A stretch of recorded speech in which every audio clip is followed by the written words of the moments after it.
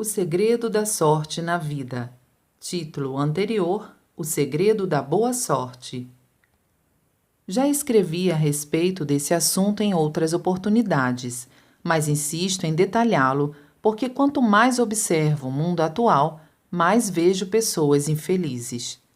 É desnecessário dizer que desde a antiguidade não existe para o ser humano uma questão tão complexa quanto ter ou não ter sorte na vida. Talvez o ser humano esteja fadado, desde o momento em que passa a se perceber como pessoa até o momento que morre, a nunca se libertar do desejo de obter a sorte. Isto porque, geralmente, quanto mais se quer entender algo, mais difícil é compreendê-lo. Por essa razão, quando se assimila um mínimo que seja, já é uma grande coisa. Felizmente, compreendi claramente o fundamento para se ter sorte na vida. Além disso, após colocá-lo em prática, verifiquei que não há o mínimo de erro, de modo que o exponho com plena convicção. Como todos sabem, não existe nada tão abstrato e difícil de se obter quanto a sorte. Ademais, por ser algo que independe da própria pessoa, a única alternativa é deixar-se ficar à mercê dela. Eis o que é a sorte. A frase "a vida é uma grande aposta" faz todo sentido. Por conseguinte, até mesmo pessoas tidas como sábias, que aparentam ter desistido de buscar a sorte, não conseguem desapegar por completo, e talvez esta seja a sina do ser humano. Diante disso, é o desejo de querer agarrar a sorte a todo custo que possibilita levar a vida adiante. É por esse motivo que as pessoas passam a vida quebrando a cabeça, em uma busca desenfreada pela realização de seus desejos e ambições. Não existe nada mais irônico do que a sorte. Quanto mais tentamos agarrá-la, mais ela foge. No Ocidente, existe um ditado que diz: agarre a sorte pelo cabelo, pois, caso se perca a oportunidade, ela não voltará mais. É exatamente isso. Pela minha longa experiência, sinto que a sorte vive zombando de nós. Parece fácil agarrá-la, mas nunca conseguimos. Quando está bem diante dos olhos e se tenta apanhá-la, ela acaba escapando. Quanto mais se persegue, mais rapidamente ela foge.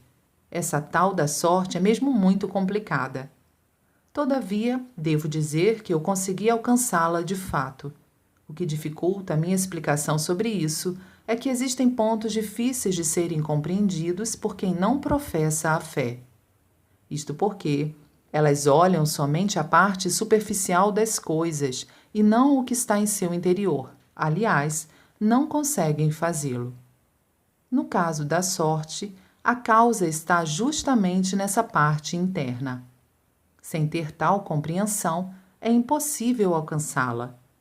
Por exemplo, quando o ser humano movimenta o corpo, não é o corpo em si que se move.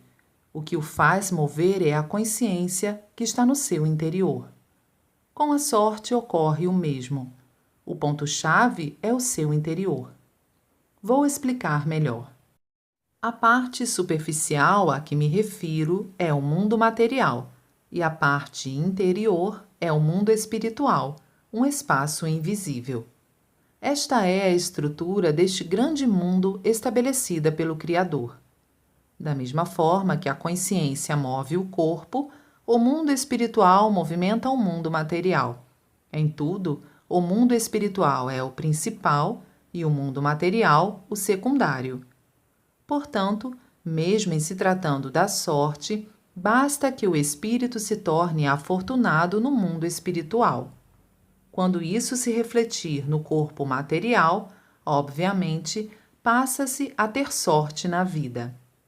Darei explicações mais detalhadas sobre o mundo espiritual.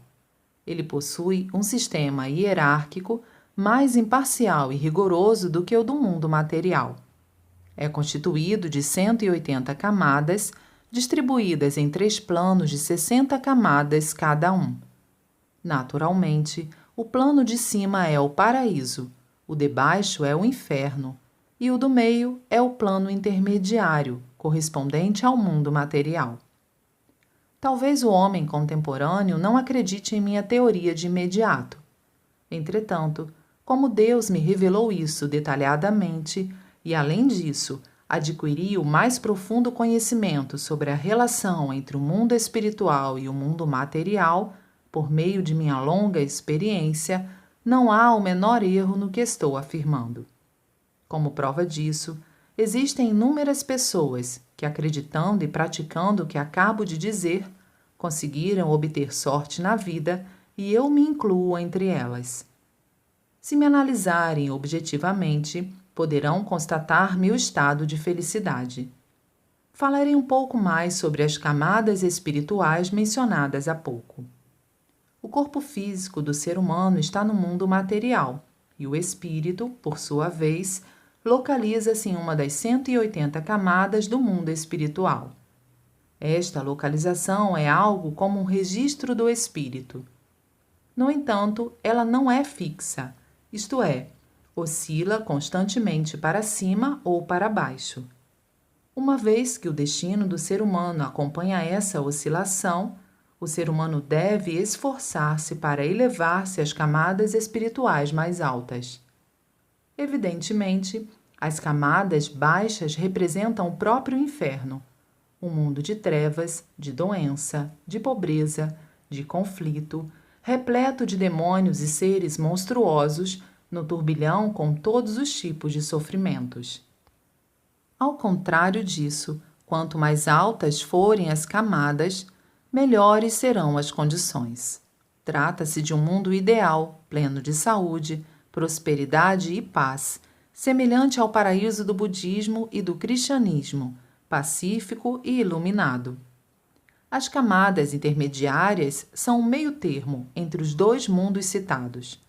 Conforme vimos, a posição do registro no mundo espiritual projeta-se de maneira idêntica na matéria, refletindo-se no destino da pessoa. Sendo assim, fica claro que elevar a posição do espírito é o princípio fundamental para se obter sorte na vida. Como nos mostra a realidade, existem muitas pessoas que progridem na vida e passam a ser alvo da inveja das pessoas. Elas se mantêm deslumbradas e pensam que esse sucesso continuará eternamente. Um dia, porém, inesperadamente, fracassam e se veem arruinadas, retornando ao estado anterior. Isto se verifica pelo desconhecimento do princípio citado e pela demasiada confiança na força humana. Além do mais, mesmo que tenham obtido êxito no aspecto material, seu espírito está no inferno, pois o fizeram por meio do sofrimento alheio e forçando situações. Por conseguinte, pela lei espírito precede a matéria, seu destino refletirá isso. O espírito, assim como a matéria, tem peso, de modo que, se for pesado, cairá no inferno, se for leve, elevar-se-á ao paraíso. A conhecida expressão peso do pecado refere-se exatamente a isso. As más ações nublam o espírito e o tornam pesado. Ao contrário, as boas ações o tornam leve, fazendo-o elevar-se. Por conseguinte, acautelar-se contra o mal, não cometer pecados e praticar o bem o máximo possível torna o espírito leve. Este é o segredo para se obter a sorte na vida. Sendo esta a verdade, afirmo que não há outro método para obtê-la. Embora tudo isso seja teoricamente compreensível, na hora de se colocar em prática é que fica complicado. Existe, porém, um método fácil para se conseguir isso: a fé. Logo, quem realmente deseja obter sorte na vida deve, em primeiro lugar, ingressar na fé. Em 3 de fevereiro de 1954.